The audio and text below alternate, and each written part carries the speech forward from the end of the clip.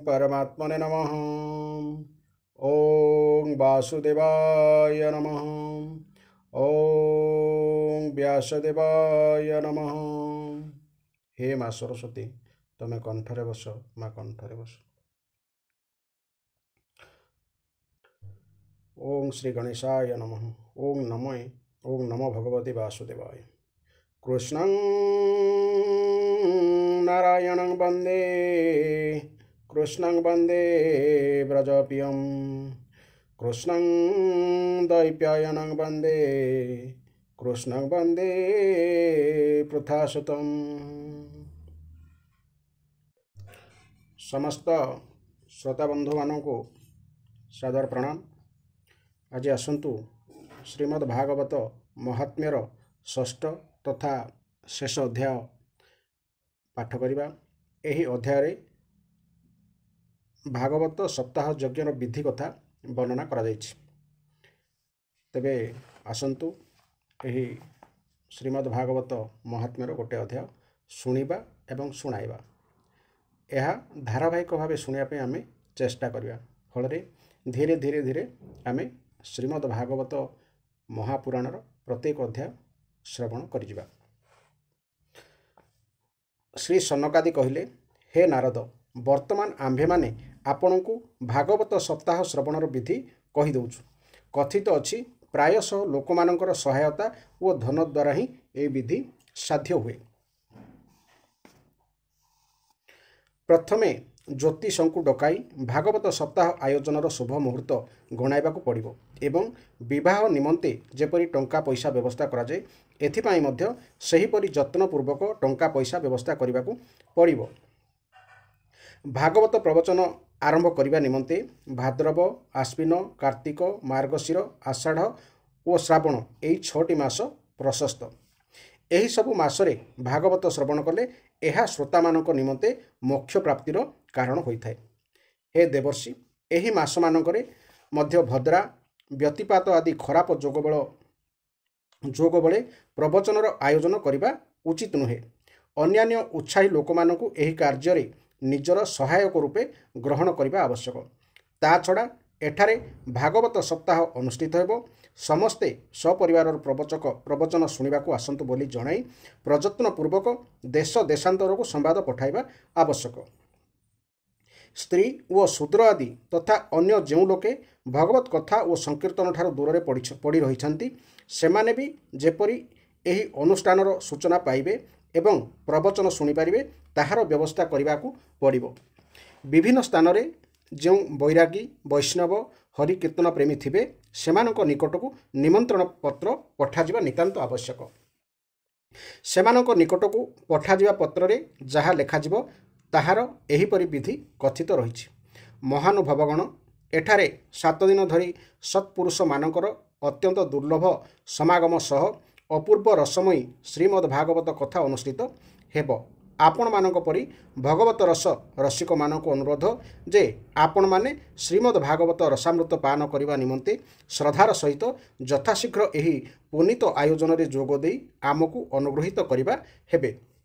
जदि एथिपई अधिक समय देई न पारंती अंततः गोटे दिन आसी एठारे अवश्य उपस्थित हेबे, कारण एभली सुअवसर रे गोटे गोटे क्षण मध्य अत्यंत दुर्लभ।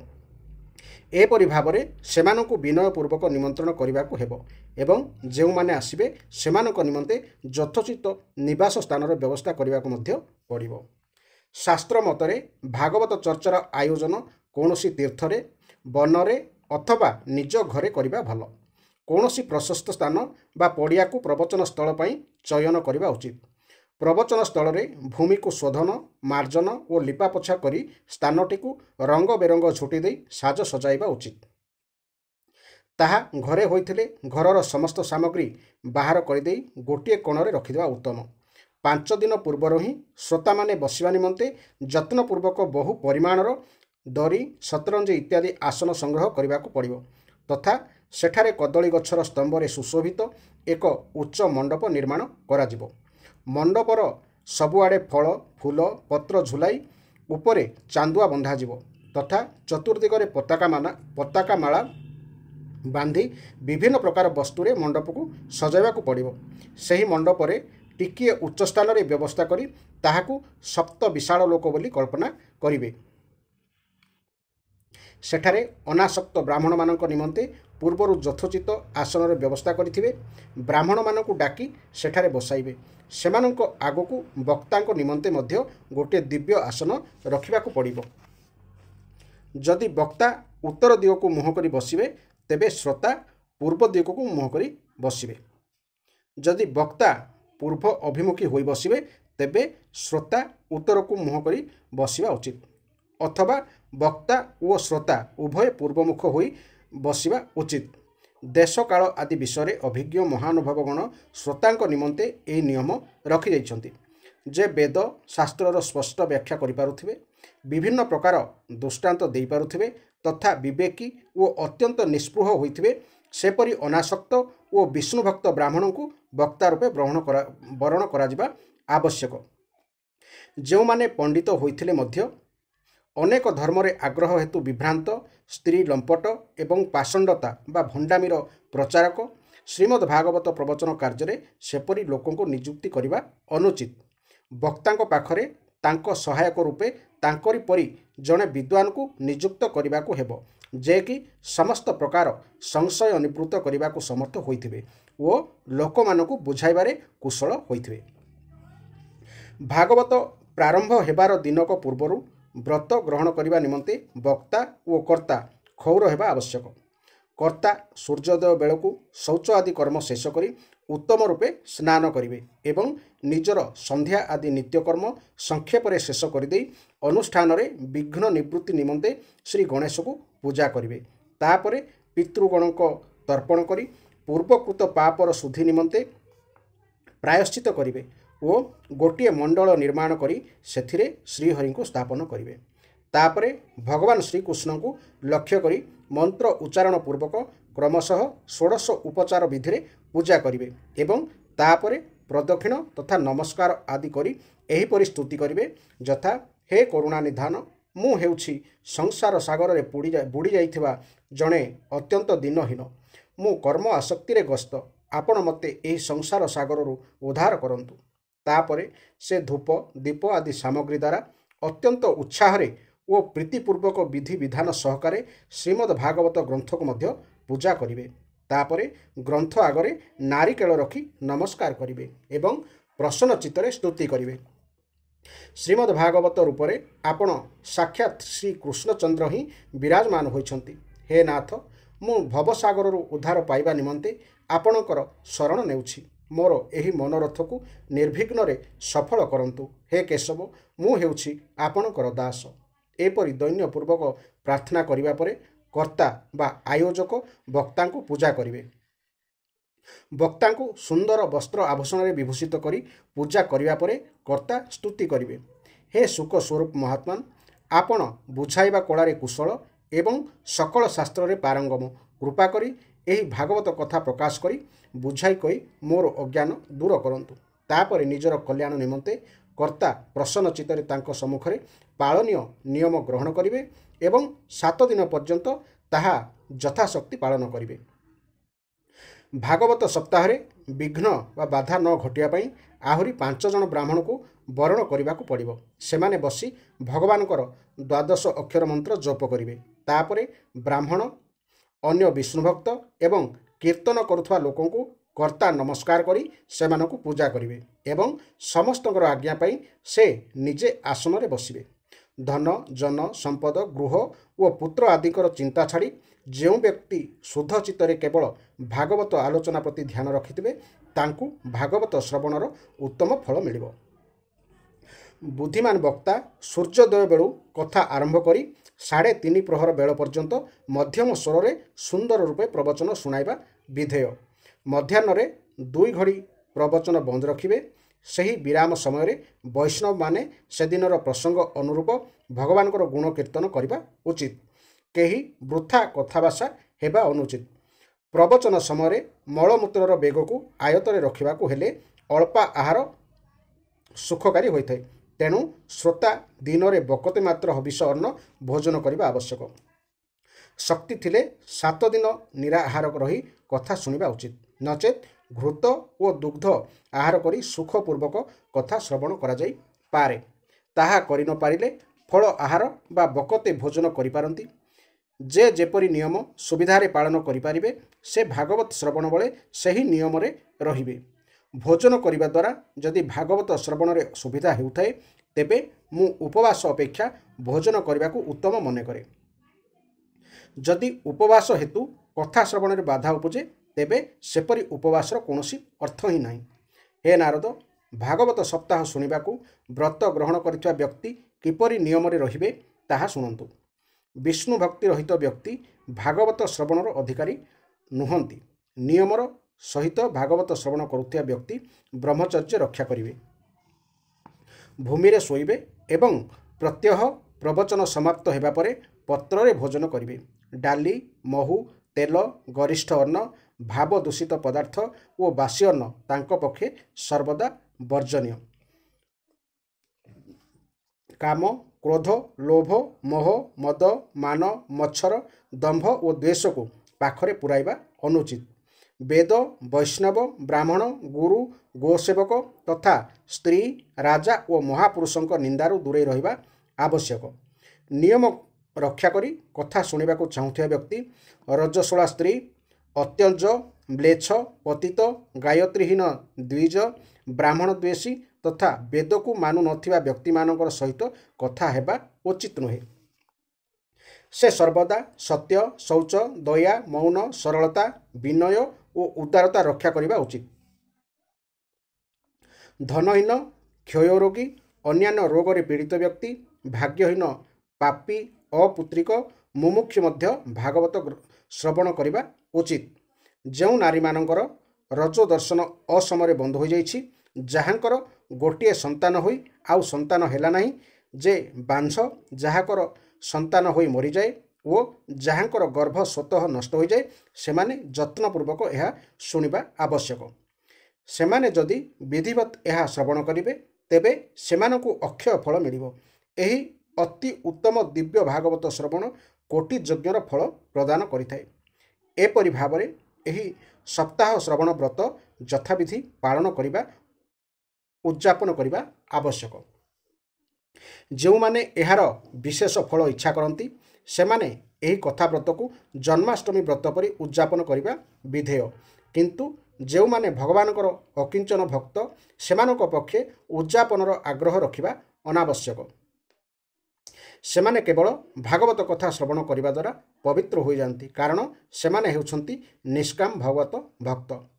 ଏପରି ଭାବରେ ସପ୍ତାହ ଯଜ୍ଞ ଶେଷ ହୋଇଯିବା ପରେ ଶ୍ରୋତାମାନେ ଅତ୍ୟନ୍ତ ଭକ୍ତିପୂର୍ବକ ପୁସ୍ତକ ଓ ବକ୍ତାଙ୍କୁ ପୂଜା କରିବେ। ତାପରେ ବକ୍ତା ଶ୍ରୋତାମାନଙ୍କୁ ପ୍ରସାଦ, ତୁଳସୀ ଓ ଠାକୁରଙ୍କ ଛଡ଼ାମାଳ ଦେବେ ତଥା ସମସ୍ତେ ମୃଦଙ୍ଗ ଓ ଝାଞ୍ଜଗିନି ବଜାଇ ମନୋହର ଧ୍ୱନିରେ ସୁନ୍ଦର କୀର୍ତ୍ତନ କରିବା ଉଚିତ। ଏହି ଅବସରରେ ଜୟ ଜୟକାର, ନମସ୍କାର ଓ ଶଙ୍ଖଧ୍ୱନି କରିବା ଆବଶ୍ୟକ ଏବଂ ବ୍ରାହ୍ମଣ ଓ ଯାଚକମାନଙ୍କୁ ଧନ ଓ ଅନ୍ନ ଦାନ କରିବା ଆବଶ୍ୟକ। ଶ୍ରୋତା ଯଦି ଗୃହତ୍ୟାଗୀ ବା ବୈରାଗୀ ହୋଇଥାନ୍ତି ତେବେ ସେ କର୍ମଶାନ୍ତି ନିମନ୍ତେ ସପ୍ତାହ ପରବର୍ତ୍ତୀ ଦିନ ଗୀତାପାଠ କରିବେ। ଗୃହସ୍ଥ ହୋଇଥିଲେ ହୋମ କରିବେ। ହୋମରେ ଦଶମ ସ୍କନ୍ଧର ଗୋଟିଏ ଗୋଟିଏ ଶ୍ଲୋକ ପଢ଼ି ବିଧିପୂର୍ବକ କ୍ଷୀରି, ମହୁ, ଘିଅ, ତିଳ ଓ ଅନ୍ନ ଆଦି ସାମଗ୍ରୀ ଆହୁତି ଦେବା ଆବଶ୍ୟକ। ଅଥବା ସେ ଏକାଗ୍ରଚିତ୍ତରେ ଗାୟତ୍ରୀ ମନ୍ତ୍ର ଦ୍ୱାରା ମଧ୍ୟ ହୋମ କରିପାରିବେ, କାରଣ ଏହି ମହାପୁରାଣ ହେଉଛି ତତ୍ତ୍ୱତଃ ଗାୟତ୍ରୀ ସ୍ୱରୂପ। ହୋମ କରିବାର ଶକ୍ତି ନଥିଲେ ସେହି ଫଳ ଲାଭ କରିବା ନିମନ୍ତେ ବ୍ରାହ୍ମଣମାନଙ୍କୁ ହୋମ ସାମଗ୍ରୀ ଦାନ କରିଦେବା ବାଞ୍ଛନୀୟ। ବିଭିନ୍ନ ପ୍ରକାର ତ୍ରୁଟି ଦୂର କରିବା ନିମନ୍ତେ ଓ ବିଧିରେ ଯେଉଁ ଅଭାବ ରହିଯାଇଥିବ ସେହି ଦୋଷ ଶାନ୍ତି ନିମନ୍ତେ ବିଷ୍ଣୁ ସହସ୍ର ନାମ ପାଠ କରିବା ଉଚିତ। ଏହା ଫଳରେ ସକଳ କର୍ମ ସଫଳ ହୋଇଯିବ, କାରଣ ଏହାଠାରୁ ଶ୍ରେଷ୍ଠ ହୋଇ ଅନ୍ୟ କୌଣସି କର୍ମ ନାହିଁ। ତାପରେ 12 ଜଣ ବ୍ରାହ୍ମଣଙ୍କୁ କ୍ଷୀରି, ମହୁ ଆଦି ଉତ୍ତମ ସୁମିଷ୍ଟ ଖାଦ୍ୟଦ୍ରବ୍ୟ ଭୋଜନ କରାଇବେ ତଥା ବ୍ରତ ସମାପନ ନିମନ୍ତେ ଧେନୁ ଓ ସୁବର୍ଣ୍ଣ ଦାନ କରିବେ। ସାମର୍ଥ୍ୟ ଥିଲେ 3 ତୋଳା ସୁନାରେ ଗୋଟିଏ ସିଂହାସନ ଗଢ଼ି ସେଥିରେ ସୁନ୍ଦର ଅକ୍ଷରରେ ଲେଖା ହୋଇଥିବା ଶ୍ରୀମଦ୍ ଭାଗବତ ପୋଥିଟିଏ ରଖି ତାହାକୁ ଆବହନ ଆଦି ବିବିଧ ଉପଚାରରେ ପୂଜା କରିବେ ଏବଂ ଜିତେନ୍ଦ୍ରିୟ ଆଚାର୍ଯ୍ୟଙ୍କୁ ବସ୍ତ୍ର ଆଭୂଷଣ ଏବଂ ଗନ୍ଧ ଆଦି ଦ୍ୱାରା ପୂଜା କରି ତାଙ୍କୁ ଦକ୍ଷିଣା ସହିତ ଉକ୍ତ ଗ୍ରନ୍ଥ ଓ ସିଂହାସନ ସମର୍ପଣ କରିବେ। ଏହା କରିବା ଫଳରେ ବୁଦ୍ଧିମାନ ଦାତା ଜନ୍ମ ମରଣର ବନ୍ଧନରୁ ମୁକ୍ତି ହୋଇଯାନ୍ତି। ସପ୍ତାହ ପାରାୟଣର ଏହି ବିଧିବିଧାନ ସକଳ ପାପ ନାଶ କରିଥାଏ। ସପ୍ତାହ ପାରାୟଣର ଏହି ବିଧିକୁ ଯଥାଯଥ ପାଳନ କଲେ ଏହି ମଙ୍ଗଳମୟ ଭାଗବତ ପୁରାଣ ଅଭୀଷ୍ଟ ଫଳ ପ୍ରଦାନ କରିବା ସହିତ ଧର୍ମ, ଅର୍ଥ, କାମ ଓ ମୋକ୍ଷ ଚାରି ପୁରୁଷାର୍ଥ ପ୍ରାପ୍ତିରେ ଯେ ସାଧିତ ହୋଇଯାଏ, ଏଥିରେ କୌଣସି ସନ୍ଦେହ ନାହିଁ। ସନକ ଆଦି କହିଲେ, ହେ ନାରଦ, ଏପରି ଭାବରେ ସପ୍ତାହ ଶ୍ରବଣର ବିଧି ଆମେ ତୁମକୁ ସମ୍ପୂର୍ଣ୍ଣ ରୂପେ କହିଦେଲୁ। ଆଉ କ'ଣ କହିବାକୁ ଚାହୁଁଛ? ଆଉ କ'ଣ ଶୁଣିବାକୁ ଚାହୁଁଛ? ଭାଗବତ ସପ୍ତାହ ଶ୍ରବଣ ଦ୍ୱାରା ଉଭୟ ଭୋଗ ଓ ମୋକ୍ଷ ପ୍ରାପ୍ତ ହୋଇଥାଏ। ଶ୍ରୀ ସୁତମୁନି କହିଚାଲିଲେ, ହେ ସନକ, ଏପରି କହି ସନକ ଆଦି ମହାମୁନି ଏକ ସପ୍ତାହ ଧରି ଏହି ସର୍ବପାପନାଶିନୀ ପରମ ପବିତ୍ର ତଥା ଭୋଗ ଓ ମୋକ୍ଷ ପ୍ରଦାନକାରୀ ଭାଗବତ କଥା ବିଧିପୂର୍ବକ ପ୍ରବଚନ କଲେ। ସମସ୍ତ ଶ୍ରୋତା ନିୟମପୂର୍ବକ ତାହା ଶ୍ରବଣ କଲେ। ତାପରେ ସେମାନେ ବିଧିପୂର୍ବକ ଭଗବାନ ପୁରୁଷୋତ୍ତମଙ୍କୁ ସ୍ତୁତି କଲେ। ଭାଗବତ ସପ୍ତାହ ଶେଷରେ ଜ୍ଞାନ, ବୈରାଗ୍ୟ ଓ ଭକ୍ତି ବିଶେଷ ଭାବରେ ପରିପୁଷ୍ଟ ହେଲେ ଏବଂ ସେହି ତିନି ଜଣ ଯାକ ସମ୍ପୂର୍ଣ୍ଣ ତାରୁଣ୍ୟ ଲାଭ କରି ସକଳ ଜୀବଙ୍କର ଚିତ୍ତ ନିଜ ଆଡ଼କୁ ଆକର୍ଷିତ କରିନେଲେ। ନାରଦଙ୍କର ମନୋରଥ ପୂର୍ଣ୍ଣ ହେବାରୁ ସେ ମଧ୍ୟ ଅତ୍ୟନ୍ତ ପ୍ରସନ୍ନ ହୋଇଗଲେ। ତାଙ୍କର ସମଗ୍ର ଶରୀର ରୋମାଞ୍ଚିତ ହୋଇଗଲା ଓ ସେ ପରମ ଆନନ୍ଦରେ ମଗ୍ନ ହୋଇଗଲେ। ଏପରି ଭାବରେ ଭାଗବତ କଥା ଶ୍ରବଣ କରି ଭଗବାନଙ୍କର ପ୍ରିୟ ନାରଦୀ ମହର୍ଷି କରଯୋଡ଼ି ପ୍ରେମ ଗଦଗଦ କଣ୍ଠରେ ସନକ ଆଦିଙ୍କୁ କହିଲେ, ମୁଁ ଧନ୍ୟ, ଆପଣମାନେ କରୁଣା କରି ମୋତେ ବିଶେଷ ଅନୁଗୃହୀତ କରିଦେଲେ। ଆଜି ମୋତେ ଲାଗୁଛି ଭଗବାନ ଶ୍ରୀହରି ହିଁ ମିଳିଗଲେ। ହେ ତପୋଧନ, ମୁଁ ଶ୍ରୀମଦ୍ ଭାଗବତ ଶ୍ରବଣକୁ ହିଁ ସର୍ବଶ୍ରେଷ୍ଠ ଧର୍ମ ବୋଲି ମାନୁଛି, କାରଣ ଏହାଦ୍ୱାରା ଗୋଲୋକ ବିହାରୀ ଶ୍ରୀକୃଷ୍ଣ ମିଳିଯାଆନ୍ତି। ପୁରାଣ ଜ୍ଞାତା ସୂତ କହିଚାଲିଲେ, ହେ ସନୌକ, ବୈଷ୍ଣବ ଶ୍ରେଷ୍ଠ ନାରଦ ମୁନି ଏପରି କହୁଥାନ୍ତି। ଠିକ୍ ଏହି ସମୟରେ ପରିଭ୍ରମଣରତ ଯୋଗେଶ୍ୱର ଶ୍ରୀ ଶୁକଦେବ ସେଠାକୁ ଚାଲି ଆସିଲେ। ବ୍ୟାଖ୍ୟାନ ସମାପ୍ତ ହେଉ ହେଉ ବ୍ୟାସନନ୍ଦନ ଶ୍ରୀ ଶୁକଦେବ ସେଠାରେ ପହଞ୍ଚିଗଲେ। ବୟସ 16, ସେ ଆତ୍ମଲାଭରେ ପୂର୍ଣ୍ଣ ତଥା ଜ୍ଞାନରୂପୀ ମହାସାଗରକୁ ଉଦ୍ବେଳିତ କରୁଥିବା ଚନ୍ଦ୍ର ପରି ଦିଶୁଥାନ୍ତି। ସେ ପ୍ରସନ୍ନ ମନରେ ଧୀରେ ଧୀରେ ଶ୍ରୀମଦ୍ ଭାଗବତ ପାଠ କରୁଥାନ୍ତି। ପରମ ତେଜସ୍ୱୀ ଶୁକଦେବଙ୍କୁ ଦେଖି ସମସ୍ତ ସଭାସଦ ତୁରନ୍ତ ଉଠି ଠିଆ ହୋଇପଡ଼ିଲେ ଏବଂ ତାଙ୍କୁ ପାଛୋଟି ନେଇ ଗୋଟିଏ ଉଚ୍ଚ ଆସନରେ ବସାଇ ଦେଲେ। ତାପରେ ଦେବର୍ଷି ନାରଦ ଆଦରପୂର୍ବକ ତାଙ୍କର ପୂଜା ଅଭ୍ୟର୍ଥନା କଲେ। ସେ ସୁଖପୂର୍ବକ ବସି କହିଲେ, ଆପଣମାନେ ମୋର ନିର୍ମଳ ବାଣୀ ଶ୍ରବଣ କରନ୍ତୁ। ଶ୍ରୀ ଶୁକଦେବ କହିଲେ, ହେ ରସିକ ଏବଂ ଭାବୁକଗଣ, ଏହି ଶ୍ରୀମଦ୍ ଭାଗବତ ହେଉଛି ବେଦରୂପୀ କଳ୍ପବୃକ୍ଷର ପରିପକ୍ୱ ଫଳ। ଶୁକଦେବ ରୂପୀ ଶୁଆର ମୁଖ ସଂସ୍ପର୍ଶ ପାଇଥିବାରୁ ଏହା ଅମୃତ ରସରେ ପରିପୂର୍ଣ୍ଣ। ଏହା କେବଳ ରସରେ ହିଁ ପରିପୂର୍ଣ୍ଣ। ଏଥିରେ ଚୋପା ନାହିଁ କି ମଞ୍ଜି ନାହିଁ। ଏହା ଇହଲୋକରେ ସୁଲଭ। ଶରୀରରେ ଚେତନା ରହିଥିବା ପର୍ଯ୍ୟନ୍ତ ଆପଣମାନେ ଏହା ବାରମ୍ବାର ପାନ କରନ୍ତୁ। ମହାମୁନି ବ୍ୟାସଦେବ ଶ୍ରୀମଦ୍ ଭାଗବତ ମହାପୁରାଣ ରଚନା କରିଛନ୍ତି। ଏଥିରେ ନିଷ୍କପଟ ଓ ନିଷ୍କାମ ପରମ ଧର୍ମ ନିରୂପଣ କରାଯାଇଛି।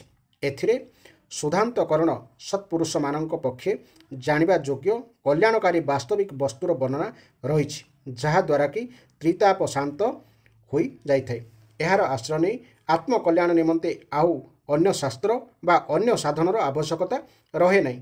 କୌଣସି ପୁଣ୍ୟାତ୍ମା ପୁରୁଷ ଏହି ଶାସ୍ତ୍ର ଶ୍ରବଣର ଇଚ୍ଛା କରିବା ମାତ୍ରେ ଈଶ୍ୱର ଆସି ଅବିଳମ୍ବେ ତାଙ୍କ ହୃଦୟରେ ବିରାଜମାନ ହୋଇଯାଆନ୍ତି। ଏହି ଭାଗବତ ହେଉଛି ପୁରାଣମାନଙ୍କର ତିଳକ ବା ଶ୍ରେଷ୍ଠ ଏବଂ ବୈଷ୍ଣବମାନଙ୍କର ଧନ। ଏଥିରେ ପରମହଂସମାନଙ୍କର ପ୍ରାପ୍ୟ ବିଶୁଦ୍ଧ ଜ୍ଞାନ ହିଁ ବର୍ଣ୍ଣନା କରାଯାଇଛି ତଥା ଜ୍ଞାନ, ବୈରାଗ୍ୟ ଓ ଭକ୍ତି ସହିତ ନିବୃତ୍ତି ମାର୍ଗ ପ୍ରକାଶିତ ହୋଇଛି। ଯେଉଁ ବ୍ୟକ୍ତି ଭକ୍ତିର ସହିତ ଏହା ଶ୍ରବଣ, ପଠନ ଓ ମନନ କରିବାରେ ତତ୍ପର ହୁଅନ୍ତି, ସେ ମୁକ୍ତ ହୋଇଯାଆନ୍ତି। ଏଭଳି ରସ ସ୍ୱର୍ଗଲୋକ, ସତ୍ୟଲୋକ, କୈଳାସ ଓ ବୈକୁଣ୍ଠରେ ବି ନାହିଁ। ତେଣୁ ହେ ଭାଗ୍ୟବାନ ଶ୍ରୋତାଗଣ, ଆପଣମାନେ ଏହା ପୂର୍ଣ୍ଣ ରୂପେ ପାନ କରନ୍ତୁ। ଏହାକୁ କଦାପି ଛାଡ଼ନ୍ତୁ ନାହିଁ। ଶ୍ରୀ ସୁତମୁନି କହିଚାଲିଲେ, ଶ୍ରୀ ଶୁକଦେବ ଏପରି କହୁଛନ୍ତି। ଏହି ସମୟରେ ହଠାତ୍ ସଭା ମଝିରେ ପ୍ରହ୍ଲାଦ ବଳି, ଉଦ୍ଧବ, ଅର୍ଜୁନ ଆଦି ପାର୍ଷଦମାନଙ୍କ ସହିତ ସାକ୍ଷାତ ଶ୍ରୀହରି ପ୍ରକଟ ହୋଇଗଲେ। ଦେବର୍ଷି ନାରଦ ଭଗବାନଙ୍କୁ ଓ ତାଙ୍କର ଭକ୍ତମାନଙ୍କୁ ଯଥୋଚିତ ପୂଜା କଲେ। ଭଗବାନ ପ୍ରସନ୍ନ ଅଛନ୍ତି ଦେଖି ଦେବର୍ଷି ତାଙ୍କୁ ନେଇ ଏକ ବିଶାଳ ସିଂହାସନରେ ବସାଇଦେଲେ ଏବଂ ସମସ୍ତେ ପ୍ରଭୁଙ୍କ ସମ୍ମୁଖରେ ସଂକୀର୍ତ୍ତନ କରିବାକୁ ବାହାରିଲେ। ସେହି କୀର୍ତ୍ତନ ଦେଖିବା ନିମନ୍ତେ ସେଠାକୁ ଦେବୀ ପାର୍ବତୀଙ୍କ ସହିତ ମହାଦେବ ଓ ବ୍ରହ୍ମା ମଧ୍ୟ ଚାଲି ଆସିଲେ। କୀର୍ତ୍ତନ ଆରମ୍ଭ ହେଲା। ପ୍ରହ୍ଲାଦ ଫୂର୍ତ୍ତିବାନ ହୋଇଥିବାରୁ କରତାଳ ଧରିଲେ, ଉଦ୍ଧବ ଝାଞ୍ଜ ଉଠାଇ ନେଲେ, ନାରଦ ବୀଣାବାଦନ କଲେ, ଗୀତ ଗାଇବାରେ କୁଶଳ ଅର୍ଜୁନ ରାଗ ଆଳାପନ ଆରମ୍ଭ କରିଦେଲେ। ଇନ୍ଦ୍ର ମୃଦଙ୍ଗ ବଜାଇଲେ। ସନକ ଆଦି ମୁନିମାନେ ମଝି ମଝିରେ ଜୟଘୋଷ କରୁଥାନ୍ତି ଏବଂ ସେହି ସମସ୍ତଙ୍କ ଆଗରେ ଶୁକଦେବ ନାନା ପ୍ରକାର ସରସ ଅଙ୍ଗଭଙ୍ଗୀ କରି ଭାବ ପ୍ରକାଶ କରୁଥାନ୍ତି। ଏମାନଙ୍କ ମଧ୍ୟଭାଗରେ ପରମ ତେଜସ୍ୱୀ ଭକ୍ତି, ଜ୍ଞାନ ଓ ବୈରାଗ୍ୟ ନଟଙ୍କ ପରି ନାଚୁଥାନ୍ତି। ଏପରି ଅଲୌକିକ କୀର୍ତ୍ତନ ଦେଖି ଭଗବାନ ପ୍ରସନ୍ନ ହୋଇଗଲେ ଏବଂ କହିଲେ, ତୁମ୍ଭମାନଙ୍କର ଏହି ଭାଗବତ କଥା ଓ କୀର୍ତ୍ତନରେ ମୁଁ ଅତ୍ୟନ୍ତ ପ୍ରୀତ। ତୁମ୍ଭମାନଙ୍କର ଭକ୍ତିଭାବ ବର୍ତ୍ତମାନ ମୋତେ ତୁମର ବଶ କରିଦେଇଛି। ତେଣୁ ତୁମ୍ଭେମାନେ ବର ମାଗ। ଭଗବାନଙ୍କର ଏହି ବଚନ ଶୁଣି ସମସ୍ତେ ଆନନ୍ଦିତ ହୋଇଗଲେ ଏବଂ ପ୍ରେମାର୍ଦ୍ର ଚିତ୍ତରେ ଭଗବାନଙ୍କୁ କହିଲେ, ହେ ପ୍ରଭୁ, ଆମର ଏହି ଅଭିଳାଷ ଯେ ଭବିଷ୍ୟତରେ ଯେକୌଣସି ସ୍ଥାନରେ ଭାଗବତ ସପ୍ତାହ ଅନୁଷ୍ଠିତ ହେବ, ସେଠାରେ ଆପଣ ଏହିସବୁ ପାର୍ଷଦମାନଙ୍କ ସହିତ ନିଶ୍ଚିତ ରୂପେ ବିଜେ କରିବେ। ଆମର ଏହି ମନୋରଥ ପୂର୍ଣ୍ଣ କରନ୍ତୁ। ଭଗବାନ ତଥାସ୍ତୁ କହି ସେଠାରୁ ଅନ୍ତର୍ଦ୍ଧାନ ହୋଇଗଲେ। ତାପରେ ଭଗବାନଙ୍କର ତଥା ତାଙ୍କ ପାର୍ଷଦମାନଙ୍କର ଚରଣକୁ ଲକ୍ଷ୍ୟ କରି ନାରଦ ପ୍ରଣାମ କଲେ ଏବଂ ଶୁକଦେବ ଆଦି ତପସ୍ୱୀମାନଙ୍କୁ ମଧ୍ୟ ସେ ନମସ୍କାର କଲେ। କଥାମୃତ ପାନ କରି ସମସ୍ତଙ୍କୁ ବଡ଼ ଆନନ୍ଦ ଲାଗିଲା। ସେମାନଙ୍କର ସମସ୍ତ ମୋହ ନଷ୍ଟ ହୋଇଗଲା। ଶେଷରେ ସମସ୍ତେ ନିଜ ନିଜ ସ୍ଥାନକୁ ଚାଲିଗଲେ। ଶୁକଦେବ ଭକ୍ତିଙ୍କୁ ଏବଂ ତାଙ୍କ ପୁତ୍ରମାନଙ୍କୁ ନିଜ ଶାସ୍ତ୍ର ଭାଗବତରେ ସ୍ଥାପିତ କରିଦେଲେ। ଏହି କାରଣରୁ ଭାଗବତ ସେବନ, ଶ୍ରବଣ, ପଠନ, ମନନ ଇତ୍ୟାଦି କଲେ ଶ୍ରୀହରି ବୈଷ୍ଣବମାନଙ୍କର ହୃଦୟରେ ଆସି ବିରାଜିତ ହୋଇଯାଆନ୍ତି। ଯେଉଁ ଲୋକମାନେ ଦାରିଦ୍ର୍ୟଜନିତ ଦୁଃଖ ଜ୍ୱରର ଜ୍ୱାଳାରେ ଦଗ୍ଧ ହେଉଛନ୍ତି, ଯେଉଁମାନଙ୍କୁ ମାୟା ପିଶାଚିନୀ ବାନ୍ଧି ରଖିଛି ତଥା ଯେଉଁମାନେ ସଂସାର ସମୁଦ୍ରରେ ବୁଡ଼ି ଯାଉଛନ୍ତି, ସେମାନଙ୍କର କଲ୍ୟାଣ ଉଦ୍ଧାର କରିବା ନିମନ୍ତେ ଶ୍ରୀମଦ୍ ଭାଗବତ ସିଂହନାଦ କରୁଛନ୍ତି। ଶ୍ରୀ ସନକ ପଚାରିଲେ, ହେ ସୁତ ମହାଭାଗ, ଶୁକଦେବ ରାଜା ପରୀକ୍ଷିତଙ୍କୁ, ଗୋକର୍ଣ୍ଣ ଧୁନ୍ଧୁକାରୀଙ୍କୁ ଓ ସନକ ଆଦି ନାରଦଙ୍କୁ କେଉଁ କେଉଁ ସମୟରେ ଏହି ଗ୍ରନ୍ଥ ଶୁଣାଇଥିଲେ ତାହା ମୋତେ କୁହନ୍ତୁ। ଶ୍ରୀ ସୁତମୁନି କହିଲେ, ଭଗବାନ ଶ୍ରୀକୃଷ୍ଣଙ୍କର ସ୍ୱଧାମ ଗମନ ପରେ ଯେତେବେଳେ କଳିଯୁଗର 30 ବର୍ଷଠାରୁ କିଛି ଅଧିକ କାଳ ଭୋଗ ହୋଇସାରିଥିଲା, ସେହି ସମୟରେ ଭାଦ୍ରବ ମାସର ଶୁକ୍ଳ ନବମୀ ଦିନ ଶ୍ରୀ ଶୁକଦେବ ଭାଗବତ କଥା ଆରମ୍ଭ କରିଥିଲେ। ରାଜା ପରୀକ୍ଷିତ ଭାଗବତ କଥା ଶୁଣିବାର ପରବର୍ତ୍ତୀ କାଳରେ କଳିଯୁଗର 200 ବର୍ଷ ବିତିଯିବା ପରେ ଆଷାଢ଼ ମାସର ଶୁକ୍ଳ ନବମୀ ଦିନରୁ ଗୋକର୍ଣ୍ଣ ଏହି କଥା ଶୁଣାଇଥିଲେ। ତାପରେ କଳିଯୁଗର ଆହୁରି 30 ବର୍ଷ ବିତିଯିବା ପରେ କାର୍ତ୍ତିକ ଶୁକ୍ଳ ନବମୀ ଦିନଠାରୁ ସନକ ଆଦି ଏହି କଥା ଆରମ୍ଭ କରିଥିଲେ। ହେ ନିଷ୍ପାପ ସନକ, ଆପଣ ଯାହା ସବୁ ପଚାରିଲେ ମୁଁ ତାର ଉତ୍ତର ଦେଇଦେଲି। ଏହି କଳିଯୁଗରେ ଭାଗବତ କଥା ହେଉଛି ଭବରୋଗବାସିନୀର ଅବ୍ୟର୍ଥ ମହୌଷଧି। ହେ ସନ୍ଥମଣ୍ଡଳୀ, ଆପଣମାନେ ଆଦରପୂର୍ବକ ଏହି କଥାମୃତ ପାନ କରନ୍ତୁ। ଏହି କଥା ହେଉଛି ଶ୍ରୀକୃଷ୍ଣଙ୍କର ଅତ୍ୟନ୍ତ ପ୍ରିୟ। ଏହା ହେଉଛି ସକଳ ପାପ ହରଣକାରୀ ମୁକ୍ତିର ଏକମାତ୍ର କାରଣ ଏବଂ ଏହା ଭକ୍ତି ବୃଦ୍ଧି କରିଥାଏ। ତେଣୁ ଏହି କଥା ହିଁ ସେବନ କରନ୍ତୁ। ଜଗତରେ ଅନ୍ୟାନ୍ୟ ନାନା କଲ୍ୟାଣକାରୀ ବା ଉଦ୍ଧାରକାରୀ ସାଧନା ବିଷୟରେ ବିଚାର କରିବାର ଓ ନାନା ତୀର୍ଥ ସେବନ କରିବାର ଲାଭ କ'ଣ? ଯମଦୂତମାନେ ପାଶ ବା ବନ୍ଧନ ରଜୁ ନେଇ ବାହାରିବା ଦେଖିଲେ ଯମରାଜ ସେମାନଙ୍କ କାନରେ କହନ୍ତି, ଦେଖ, ଯେଉଁମାନେ ଭଗବାନଙ୍କ କଥାରେ ନିମଗ୍ନ ଓ ସେଥିରେ ଉନ୍ମତ୍ତ, ସେମାନଙ୍କ ପାଖକୁ ଆଦୌ ଯିବ ନାହିଁ, କାରଣ ଅନ୍ୟମାନଙ୍କୁ ଦଣ୍ଡ ଦେବାର ଶକ୍ତି ତ ମୋର ଅଛି, କିନ୍ତୁ ବୈଷ୍ଣବ ଜନକୁ ଦଣ୍ଡ ଦେବାର ଶକ୍ତି ମୋର ନାହିଁ। ଏଣୁ ଅସାର ସଂସାରର ବିଷରୂପକ ବିଷ ପ୍ରତି ଆସକ୍ତି ରଖି ବ୍ୟାକୁଳ ହେଉଥିବା ହେ ମାନବଗଣ, ନିଜର ଉଦ୍ଧାର ନିମନ୍ତେ ଅନ୍ତତଃ ଅଧକ୍ଷଣଟିଏ ହେଲେ ମଧ୍ୟ ଏହି ଶୁକ କଥାରୂପୀ ଅନୁପମ ଅମୃତ ପାନ କର। ହେ ମୋର ପ୍ରିୟ ଭାଇମାନେ, ନିନ୍ଦିତ ଚର୍ଚ୍ଚାପୂର୍ଣ୍ଣ କୁପଥରେ ବୃଥାରେ କାହିଁକି ଭ୍ରାନ୍ତ ପରି ଚାଲିଛ? ଏହି ଭାଗବତ କଥା କାନରେ ପଡ଼ିବା ମାତ୍ରେ ମୁକ୍ତି ମିଳିଯାଏ। ଏଥିକୁ ରାଜା ପରୀକ୍ଷିତ ସାକ୍ଷୀ ଅଛନ୍ତି। ଶ୍ରୀ ଶୁକଦେବ ପ୍ରେମ ରସର ପ୍ରବାହରେ ନିମଗ୍ନ ରହି ଏହା ଶୁଣାଇଥିଲେ। ଯାହାଙ୍କର କଣ୍ଠ ସହିତ ଏହି କଥାର ସମ୍ପର୍କ ହୋଇଯାଏ, ଯେ ନିଜ କଣ୍ଠରେ ଏହି କଥା ଗାନ କରନ୍ତି, ସେ ବୈକୁଣ୍ଠ ବାସର ଅଧିକାରୀ ହୋଇଯାଆନ୍ତି। ହେ ସନକ, ମୁଁ ନାନାବିଧ ଶାସ୍ତ୍ର ଅବଲୋକନ କରି ଏହି ପରମ ଗୋପନୀୟ ରହସ୍ୟ ତୁମକୁ ବର୍ତ୍ତମାନ କହିଲି। ଏହା ହେଉଛି ସକଳ ଶାସ୍ତ୍ରର ସାର କଥା। ଜାଣ ଯେ ଏହାଠାରୁ ଅଧିକ ପବିତ୍ର ବସ୍ତୁ ଆଉ କିଛି ନାହିଁ। ତେଣୁ ପରମ ଆନନ୍ଦ ପ୍ରାପ୍ତି ନିମନ୍ତେ ତୁମେମାନେ ଏହି 12ଟି ସ୍କନ୍ଧର ସାରରସ ପାନ କର। ଯେ ଏହି ଭାଗବତ କଥା ଭକ୍ତି ଭାବରେ ନିୟମିତ ଶ୍ରବଣ କରନ୍ତି ଏବଂ ଯେଉଁ ଶୁଦ୍ଧ ଅନ୍ତଃକରଣ ବ୍ୟକ୍ତି ଭଗବତ ଭକ୍ତମାନଙ୍କୁ ଏହା ଶୁଣାନ୍ତି, ସେ ଉଭୟ ସମ୍ପୂର୍ଣ୍ଣ ବିଧି ପାଳନ କରିଥିବାରୁ ଏହାର ଯଥାର୍ଥ ଫଳ ଲାଭ କରନ୍ତି। ସେମାନଙ୍କ ନିମନ୍ତେ ତ୍ରିଲୋକର କୌଣସି ବି କର୍ମ ଅସାଧ୍ୟ ହୋଇ ରହିଯାଏ ନାହିଁ। ଏହି ଥିଲା ଭାଗବତ ଶ୍ରୀମଦ୍ ଭାଗବତ ମହାତ୍ମ୍ୟର ଷଷ୍ଠ ଅଧ୍ୟାୟ ତଥା ଶେଷ ଅଧ୍ୟାୟ। ଆପଣମାନେ ଯଦି ଏହା ଧ୍ୟାନର ସହିତ ଶୁଣିଥିବେ ଏହି ଉପସ୍ଥାପନଟି, ତେବେ ନିଶ୍ଚିତ ଭାବେ ଶ୍ରୀମଦ୍ ଭାଗବତର ମହତ୍ତ୍ୱ ଓ ମହାତ୍ମ୍ୟ କଥା ନିଶ୍ଚୟ ଅନୁଭବ କରିଥିବେ। ତେଣୁ ଆଗାମୀ ଅଧ୍ୟାୟରେ ଏହା ପ୍ରଥମ ସ୍କନ୍ଧରୁ ପ୍ରଥମ ଅଧ୍ୟାୟରୁ ଆରମ୍ଭ ହେବ। ଆପଣମାନେ ସମୟ ଉପଯୋଗ କରି ଅନ୍ତତଃ ପକ୍ଷେ ଗୋଟିଏ ଗୋଟିଏ ଅଧ୍ୟାୟ ଶ୍ରବଣ କରନ୍ତୁ, କାରଣ ଏହା ସାଧାରଣତଃ ଶୁଣିବାକୁ ସମ୍ପୂର୍ଣ୍ଣ ଭାବେ ମିଳେ ନାହିଁ। ଚେଷ୍ଟା କରିବି ଭଗବାନଙ୍କର ଆଶୀର୍ବାଦ ନେଇ ଏହାକୁ ପ୍ରତ୍ୟେକ ଅଧ୍ୟାୟରେ ଗୋଟିଏ ଗୋଟିଏ ବ୍ୟାଖ୍ୟା ସହିତ ଆପଣମାନଙ୍କୁ ଶୁଣାଇବା ପାଇଁ ଭଗବାନ ପାଖରେ ମୁଁ ସମର୍ପଣ ନିଜକୁ କରିକି ଆଜିର ଏହି ମହାତ୍ମ୍ୟ କଥା ମୁଁ ଏତିକି ରଖୁଛି ଏବଂ ଚ୍ୟାନେଲଟିକୁ ସବସ୍କ୍ରାଇବ୍ କରିବାକୁ ଆଦୌ ଭୁଲିବେ ନାହିଁ। ଜୟ ଜଗନ୍ନାଥ, ଜୟ ଜଗନ୍ନାଥ, ଜୟ ଜଗନ୍ନାଥ।